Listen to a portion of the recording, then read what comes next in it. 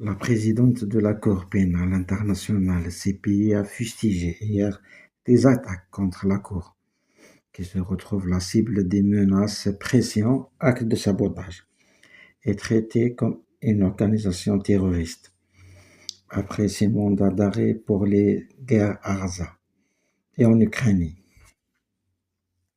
s'adressant aux membres de la CPI à La Haye, la présidente de la Cour, Tomoko Akane, a déclaré que la juridiction était confrontée à des mesures coercitives, des menaces, des pressions et des actes de sabotage, sans donner de détails.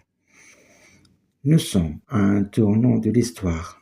Le droit international et la justice internationale sont menacés, tout comme l'avenir de l'humanité, a-t-il ajouté.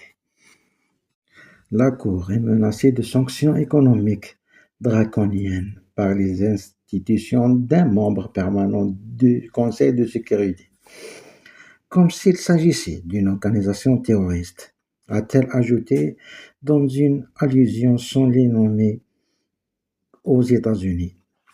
Si la Cour disparaît, cela impliquera inévitablement l'effondrement de toutes les affaires. Le danger pour la Cour est existentiel, a-t-elle poursuivi.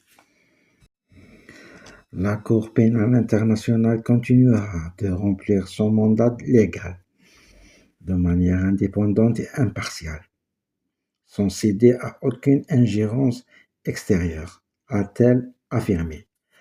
La CPI a suscité des critiques après les mandats d'arrêt émis le mois dernier contre le Premier ministre israélien Benjamin Netanyahu, son ancien ministre de la Défense et un chef du Hamas. Les juges de la CPI ont déclaré qu'il y avait des motifs raisonnables de soupçonner les 3 hommes de crimes de guerre et de crimes contre l'humanité pour l'attaque du Hamas du 7 octobre de la guerre israélienne qui a suivi à Gaza. M. Netanyahu a qualifié la décision d'antisémite, tandis que le président américain Joe Biden a qualifié les mandats d'arrêt contre les Israéliens de scandaleux.